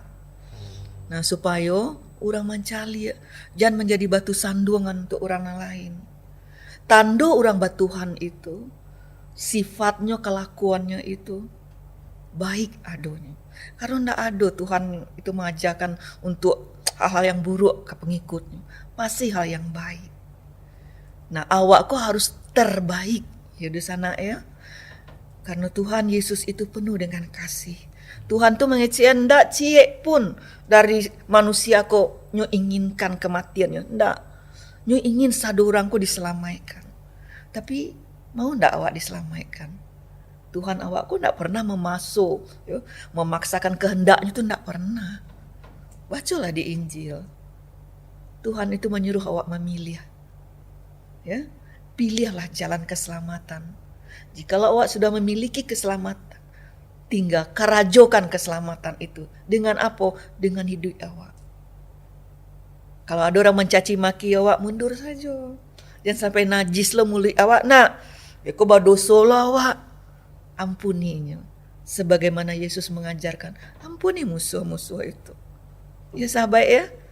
Uni percaya kalau adik-adik yang dikasih oleh Tuhan ya, lanjut jamah dari Tuhan, harus ada perubahan di dalam diri awak. Harus ada. Kalau ndak ada berarti firman tu alun ada di hati awak. Firman tu kuat sekali untuk mengubah seseorang. Kalau orang tu mau. Kalau Anda amuh, Tuhan enggak masuk. Ya. Nah, puji nama Tuhan, Pak Yosua Teu. Puji Tuhan. Terima kasih banyak ya, yang sudah mengizinkan Ambo ado di Siko. Biarlah sado kesaksian Ambo itu menjadi berkat ya bagi banyak orang. Saudara-saudara yang dikasih Tuhan ya. Apalagi tadinya tidak mengenal Yesus, lalu Yesus pilih kita menjadi anak-anaknya. Itu adalah anugerah terbesar dalam hidup kita yang patut kita syukuri. Kalau itu sudah kita terima, yuk kita sama-sama menyatakan kasih Tuhan itu di dalam kehidupan kita selama kita ada di bumi ini. Mungkin ada intimidasi ya, tekanan kiri kanan muka belakang. Pesan saya, tidak perlu takut. Takutlah kalau kita berbuat dosa. Ya, jangan takut kata Tuhan. Mari kita responi firman. Ya Tuhan, ampuni saja mereka. Mereka nggak tahu apa. Dulu Uni juga begitu, membenci orang ya. Benci apalagi sama Kristen tuh, dia paling benci banget tuh sama Kristen itu. Tetapi setelah Uni tahu ternyata Yesus itu tidak pernah ya menanamkan roh kebencian sedikit pun terhadap pengikutnya. Tak ada. Ingat baca kalau di Alkitab itu udah jelas orang itu mau membunuh dia. Ya, dipotong kupingnya, malah ditaruh lagi tuh kupingnya. Ampuni musuh. Tugas kita sebagai pengikut Yesus hanya menyatakan kasih Tuhan, bukan menghakimi dan bukan menghukum. Ya sahabat. Amin. Jadi ternyata di dunia kafirun tanda kutip ada Tuhan yang hidup. Ada Tuhan yang hidup yang menghidupi kita. Namanya Yesus. Yesus Kristus, Juru Selamat. Luar biasa ya. Senang sekali Ibu Yusnita. Amin. Kita bisa berdialog dan memberi inspirasi bagi anak-anak Tuhan supaya tetap teguh, tetap kuat dalam iman. Amin. Sekali Yesus, Tetap Yesus. tetap Yesus. Amin. Jadi Ibu sudah mantap betul ya untuk jadi Kristen. Cool, mantap. Full mantap ya. Ya. Dan saya percaya pemirsa, sesi ini juga sesi yang sangat menginspirasi kita untuk dalam menghadapi situasi dan kondisi apapun juga tetap mengandalkan Tuhan. Amin. Walau kadang kala seolah-olah Tuhan jauh, tapi percayalah Tuhan tidak pernah membiarkan, tidak pernah meninggalkan, tidak pernah sekalipun Dia mentelantarkan kita. Kadang kala Dia izinkan, tapi Dia beri kekuatan, dan tidak pernah Tuhan kalah, selalu menang. Amin. Dan itu sebabnya jangan pernah berhenti menjalani kehidupanmu sebagai anak-anak Tuhan. Tetap berharap dan andalkan Tuhan dalam segala perkara. Doa dan kehidupan yang berbuah dalam Kristus, itulah yang menjadi penginjilan efektif. Ya, dengar baik-baik.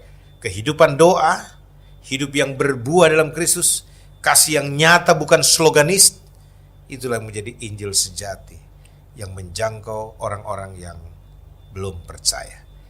Kiranya program kali ini juga dapat memberkati saudara dan nama Yesus Tuhan dimuliakan.